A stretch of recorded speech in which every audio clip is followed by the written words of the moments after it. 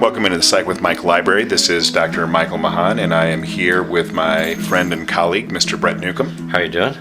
I'm doing great. You called me sir when we were getting ready to go on the air. Yeah. Yeah. That's a polite thing. I was raised in the South, and we were taught to be polite to our elders and to our inadequate inferiors. Yeah. You knew that was going there, didn't you? I did. And I just wanted to say that I really appreciated it because it made me feel good. The acknowledgement of your inadequacy or the explication of it? Well, I would argue that I didn't interpret it as an allusion to my inadequacy. It's interpretive then. Okay. Yeah. Well, it's because you have good self-control. I do have good self-control. Otherwise, you would be flooded with anxiety. I actually don't have good self-control, but did you break your pen? No, it just came off. It just came apart. I didn't do it. I didn't do it. It just did all by itself. Yeah. If you're listening to the podcast, that's really good radio when I point out something that people can't see. The visuals. But we did want to talk about self-control today because that is something that in psychology, when we're doing clinical work, is probably the focus of a lot of what we do, whether or not it is explicitly identified or not.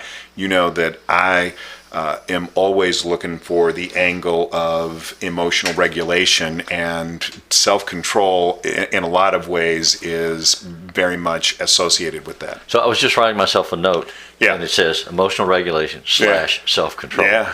Because I was going to ask you to explain what you see the connection to those two elements being.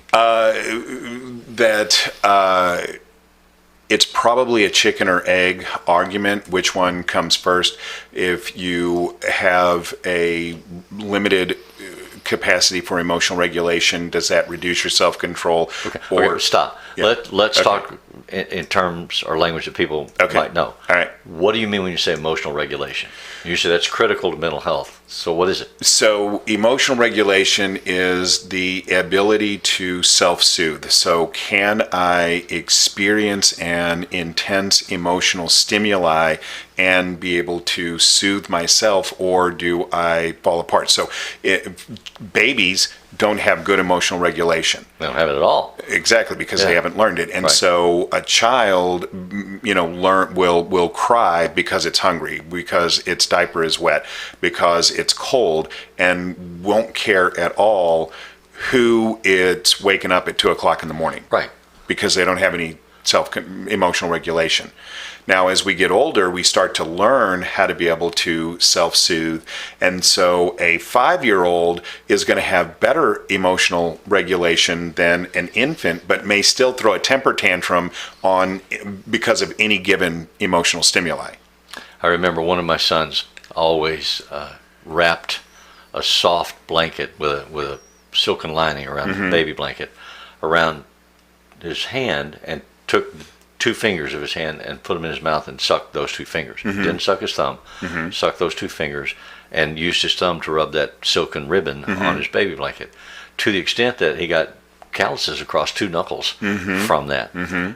But that was a way in which he self-soothed. Right. Because he was limited in his capacity to manipulate his environment. So initially, babies learn to self-soothe by doing something to themselves. They grab their feet, they hold on to them, they move them into sight. They suck their thumb, they suck their fingers. They do something like that. As they get older and more mobile and have more power over their environment, they learn to do other things. And this same son, as he got older, had some anxiety issues. And we discovered that one of the ways he could reduce those and self-soothe was take a shower. Right.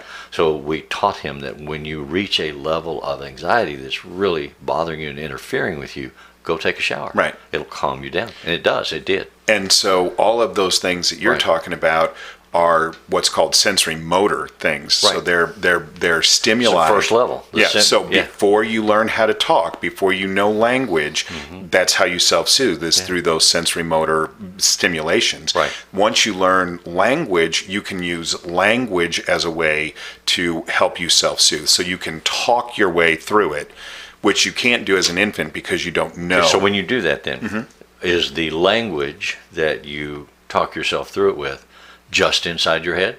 You have a dialogue with yourself? Mommy will be back, mommy will be back, mommy will be back. Or is it something that you say to someone external of you, my stomach hurts, I'm scared. Or is it both? How do you understand that? I think it can be either, but I think that the emotional regulation comes from the internal dialogue. That even if you say it out loud, you're saying it out loud to get affirmation, so that the other person will reflect back to you, yes, your stomach hurts and I will take care of you. But it's the idea of I am taking responsibility for this situation by telling you my stomach hurts that helps me self-soothe. I've never thought of it that way. Yeah. I don't know that I disagree or agree. I just haven't thought about it. Yeah. That's just the way I think of it. Yeah. But, we were looking at this. The reason that I had put this subject on our schedule was because I had found an article about that. And they go through a list of things that can actually help you to maintain a certain level of self-control that I thought actually was pretty good. And so the first one on the list is that you have to remind yourself about how you feel. And so to me, that's kind of what you were just talking about with saying to somebody, my stomach hurts, or saying to yourself, oh, mommy will be back, mommy will be back. Or, saying if you're an adult and you say to yourself, the example that they use is if you're trying to diet, and you could eat a bunch of chips, but you say to yourself, I don't really want those chips because that's useless calories and that won't do me any good. I know that for me, most recently, I've actually addressed my ice cream addiction. Good for you. Yeah.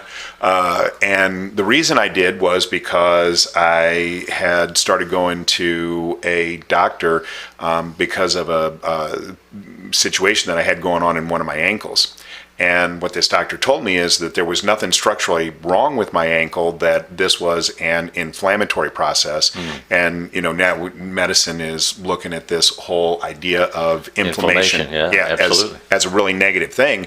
And so this doctor had said, you might want to think about trying to address that in ways that aren't medical, so not go through some kind of physical therapy or try and take a drug, because eventually this inflammatory process would lead to some kind of arthritis. But if you do something through your diet, then you could control for that, and you would be much better off than getting addicted to now a drug that you're going to have to take forever to deal with this, or going through some kind of process of physical therapy, which will temporarily alleviate it. But if you don't address the inflammation, it'll just keep coming back. Right. And that's what they're learning about inflammation. Right. Yeah. And so I said, okay, so what can I do? And this doctor said, well, the thing that you can do is stop eating corn, soy, wheat, and dairy. And then processed sugar, but everybody knows processed sugar isn't good for you. And I was like, okay, that's everything that I eat. So I guess I'm going to die because now I can't eat anything. But the doctor said, hey, don't try and do all of this at once. Just pick one thing and focus on it. And he said, well, she actually was a she said, what would be the thing that you think you could do that would give you the most benefit if you just focused on one thing? And I said, you know what? I eat way too much ice cream. I eat ice cream every day, sometimes more than once a day. And I've always thought, I really wish that I could get a handle on that, because I know that's not good. So I will really try. And I drank a lot of milk. Like I would drink a gallon and a half of milk by myself a week, which is a tremendous amount of milk. Yeah. And, we've always been indoctrinated in this idea that milk's like a superfood, like you should drink milk because it's good for you. And the truth is, why would we? First off, human beings are the only animals on the face of the planet that drink milk from sources that aren't us, right? Right. We don't drink human milk. We drink cow milk. That doesn't make any sense. So I said, okay, I'm going to tackle the dairy. And also the other animals don't drink milk after they're adults. Exactly. Yeah. Right. So I said, okay, I'm going to tackle that. And what I realized, so the first week that I did this, it was just a force of will. Like, I'm just not going to eat ice cream. So I did that for the first week. You didn't convert to something else like chocolate bars? I didn't. No, I just said, so actually I did convert to something else. I started eating, I went to the grocery store and I bought a bag of frozen berries. And I ate frozen berries, and I'm still doing this. Instead of ice cream. Instead of ice cream. And I put a little bit of whipped cream on it, so that was a little bit of dairy. Well, you can get non-dairy whipped cream. You can. Yeah, but I mean, I just bought... Well, I thought you were a purist. Well, I'm not. No. Okay. No. But what ended up happening was at the end of that first week, I went out and got some ice cream, and I ate this ice cream one Saturday night, and I literally felt like that my stomach was going to blow up. I was so bloated. Yeah. And I said, oh, wow, I didn't even realize that that was my body's reaction until I stopped doing it. And then once I stopped doing it and I was paying attention to it, I recognized that that reaction isn't something that I actually enjoy. I enjoy eating the ice cream while I'm doing it, but I actually don't enjoy the reaction that my body has to it afterwards. So you said when you started this discussion, the example was that you said to yourself, I don't want those chips. You do want those chips. They taste good, they feel good, they make you feel good in the short term. But what you recognize is you don't want to pay the price. Don't want the aftermath. For eating the chips. And if you can focus in the distance on the goal, you can self-control yourself to not take the immediate payoff. And that's the rub. Yeah. Is being able to be self-disciplined enough to recognize what the consequence is going to be and not just buy into the immediate reward and say the consequence is less desirable than the immediate reward. So, to my way of thinking, this goes back to previous podcasts that we have done when we talked about the id, the ego, and the superego, these personality constructs. And we discussed that we see them as components of ourself that are always in dialogue with each other. And each have different language, different capacities, and different focal points for their being. And so I would say the id level is the one that says, I want the ice cream, I want it right now. Agreed. And the either ego or superego, or both, are talking to the id. I mean, generally I understand. I would say ego. Well, I would say that certainly, because the ego is the one that has the power. Is reality. The superego doesn't have the power, Right. but it persuades at the same volume and intensity as the id. And so the superego says, you'll go to hell if you do this, or you'll if you get fat, you'll be ugly, or you'll get fired, or you have these health problems. They're trying to give you moral-based reasons, but the I guess ego that is superego. has to take the logic point to say, all right, your stomach is bloated, you're going to get arthritis in your ankle, you're going to save $20 a week on ice cream that you don't have to spend, you can spend on diving. It gives you all kinds of arguments to help establish the moment of self-control. The id is never going to change. It is always going to say, I want immediately to gratify whatever it is I'm focused on. So when you talk about learning to develop self-control, I think you are talking about developing the observing ego, that part of you that monitors who you are and what's going on, and what the urges or impulses are that you have inside yourself, and says, we're going to go down this road. We can go down all three of these roads, but we're going to go down this road because, and then there's a reason. And I agree 100% with everything that you just said. I would say, though, that I do think that the intensity of the id message does get less as you practice the self-control. It'll redirect, though. It'll come back the same intensity on the next thing. I see what you're saying. You were saying the doctor gave you 5 columns of things to avoid. You chose dairy products. Right. So you're going to find yourself craving wheat toast or something in ways that you haven't experienced it before. Because it'll say, well, okay, well, let's go to this. So you're saying that when you are talking to clients about trying to apply this to their life, you have to be very careful to say, okay, this may come back and bite you in the butt in an unexpected way that you have to be ready for. The law of unintended consequences. And you need to anticipate this is going to also come. But to your ability to anticipate it, you also can then add, if it comes, how will I regulate that? Right. And the message being that you are never a victim of the id unless you don't develop the ego. And if you develop the ego, especially what we call the observing ego, then that can, because it's the only part of the personalities, as I understand, that has any motive power, any legs. So you can sit on the couch and scream, I want ice cream, but somebody has to go get it out of the freezer. Right. And that's the ego. Right. So, and, that also, though, is very applicable to your guy, Irving Yalom, who, comes out of the Viktor Frankl existential psychology, where you have to take that personal responsibility, that is You're the not a only victim. Yeah. reality in life is your personal responsibility. Right. Yeah, meaning how do you interpret this moment so that you can survive it and maximize positive outcomes if they're there to be found. Right.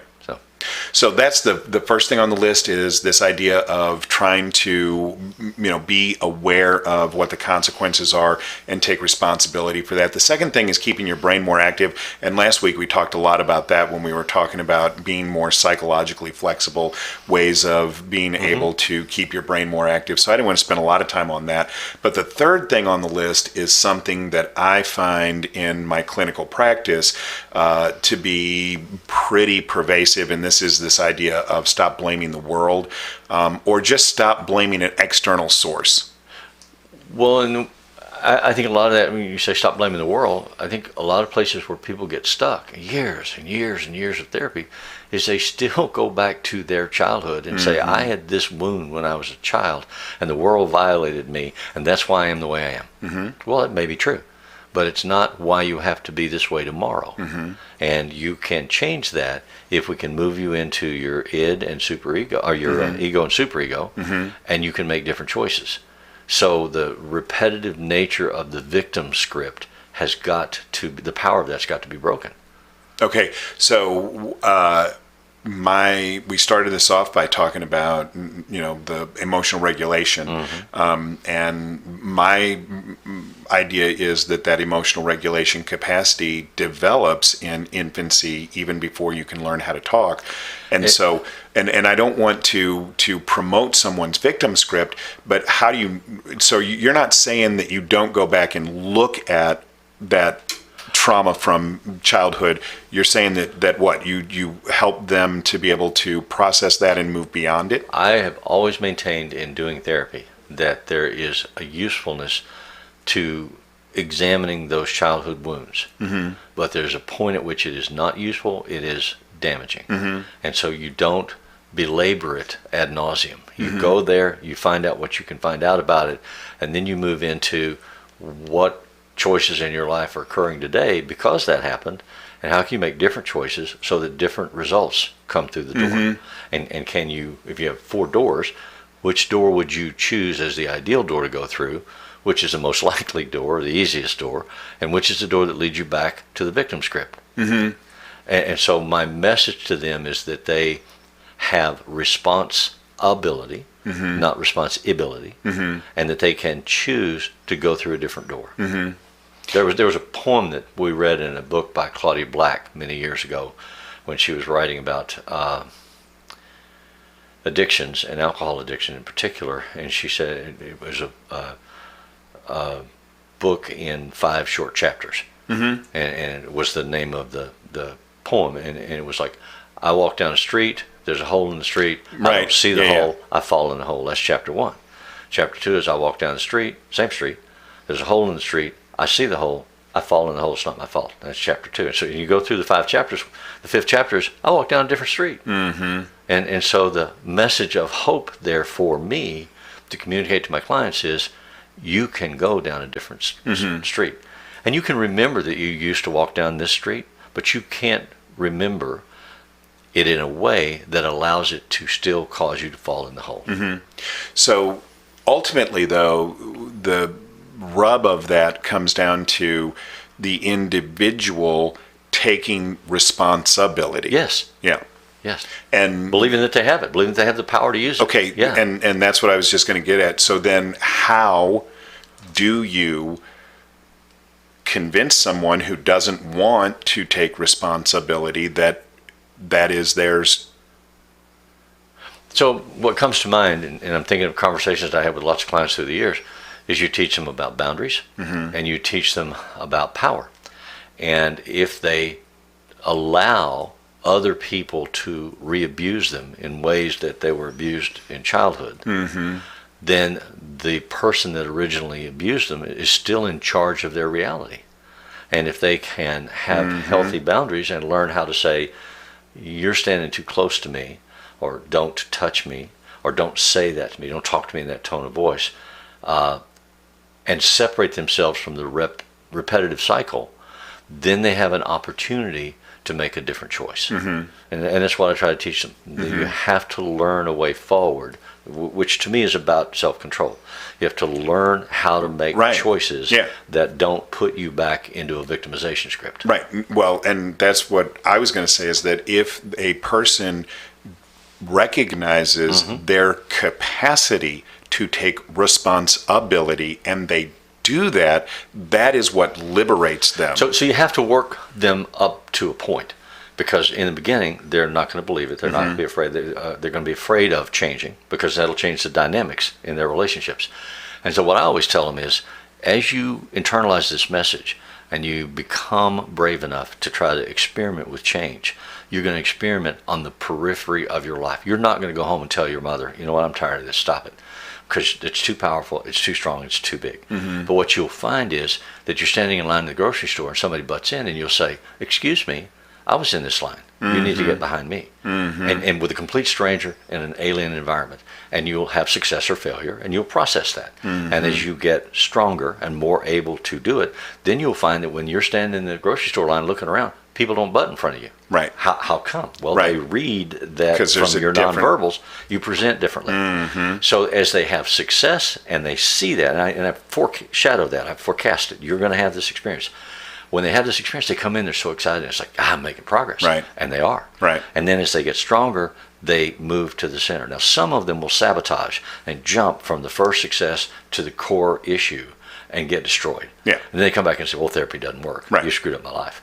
But if I can keep them slow and keep them paced, and I'm explaining to them, this is what you're going to experience, this is how it's going to play out, feel your power, then they can grow in healthy increments to the point of having self-control, and that is a very and not be re-abused. Empowering message. Yeah. Yeah.